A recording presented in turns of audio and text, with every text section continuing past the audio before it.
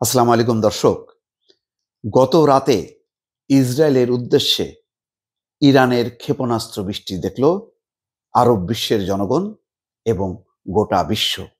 গণমাধ্যম, টেলিভিশন এবং নানা সামাজিক যোগাযোগ মাধ্যমে রাতভর বলতে গেলে আরব বিশ্বের জনগণ করতালি দিয়ে, স্লোগান দিয়ে উৎসাহ দিয়েছে ইসরায়েলের বিরুদ্ধে ইরানের যে ভয়াবহ ক্ষেপণাস্ত্র বৃষ্টির সেই হামলা, তার ভয়াবহতা ইতিমধ্যে ইসরায়েল টের পেয়েছে। অন্তত দুটি শহরে একেবারে বিপর্যস্ত অবস্থা, লোকজন ঊর্ধ্বশ্বাসে পালানোর যেসব দৃশ্য, সেগুলো সামাজিক যোগাযোগ মাধ্যমে ছড়িয়ে পড়েছে এবং অসংখ্য মানুষ আরব বিশ্বের যারা ইসরায়েলের দ্বারা নিপীড়িত, নির্যাতিত এবং এক ধরনের দাসত্ব অবস্থার মধ্যে নিপতিত, তারা চরম উৎসাহ নিয়ে, উদ্দীপনা নিয়ে সেই দৃশ্যগুলো দেখেছে। ইতিমধ্যে যেই সামান্য পরিমাণ ক্ষয়ক্ষতির খবর এসছে, তাতে 10 জন নিহত, আহত 200। বলা হচ্ছে ইসরায়েলের দুটি শহর একেবারে তছনছ হয়েছে এবং ক্ষয়ক্ষতির বিবরণগুলো আসতে শুরু করেছে। ইতিমধ্যেই নড়ে চড়ে বসেছে ডোনাল্ড ট্রাম্প। দ্রুত মধ্যস্থতার জন্য তারা প্রস্তাব দিচ্ছে মার্কিন যুক্তরাষ্ট্র, এবং কিভাবে এই যুদ্ধ থামানো যায় তা নিয়ে ডোনাল্ড ট্রাম্প ভ্লাদিমির পুতিন, রাশিয়ার প্রেসিডেন্টের সঙ্গে দীর্ঘ সময় ধরে আলাপ আলোচনা করেছে। দর্শক, আপাতত আপনাদেরকে জানাই কি হয়েছে গত রাতে, তার খবরাখবর জানাবো।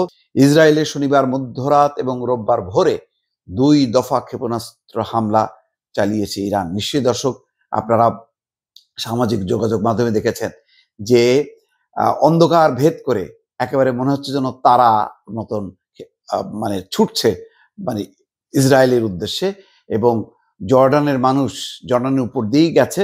জর্ডানের মানুষ সেগুলো দেখেছে, তারা ধারণ করেছে সেই দৃশ্যগুলো এবং দ্রুত তারা তাদের পেজে আপ করেছে। তার সূত্র ধরে সারা বিশ্ব দেখেছে যে ইসরায়েলের উপরে ক্ষেপণাস্ত্র বৃষ্টি চলছে, এবং বৃষ্টি অর্থাৎ অসংখ্য ক্ষেপণাস্ত্র একের পর এক যাচ্ছে।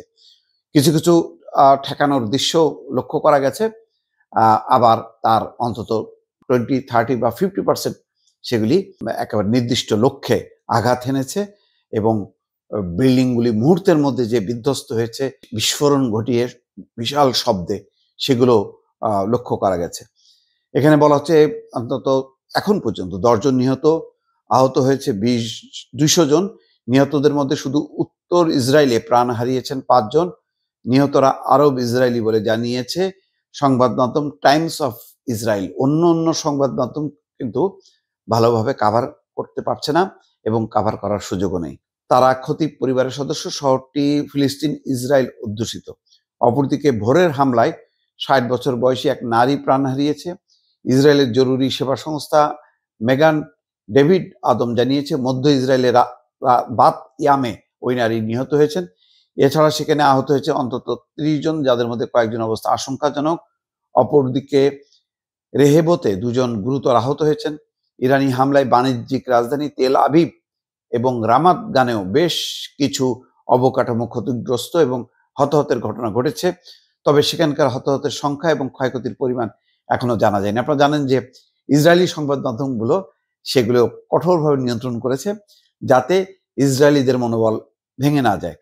ইরানের এই হামলার আগে ইসরায়েলিদের নিরাপদ আশ্রয়ে চলে যাওয়ার নির্দেশ দেয় সেনাবাহিনী, তবে এখন তারা সেই নির্দেশনা তুলে দিয়েছে।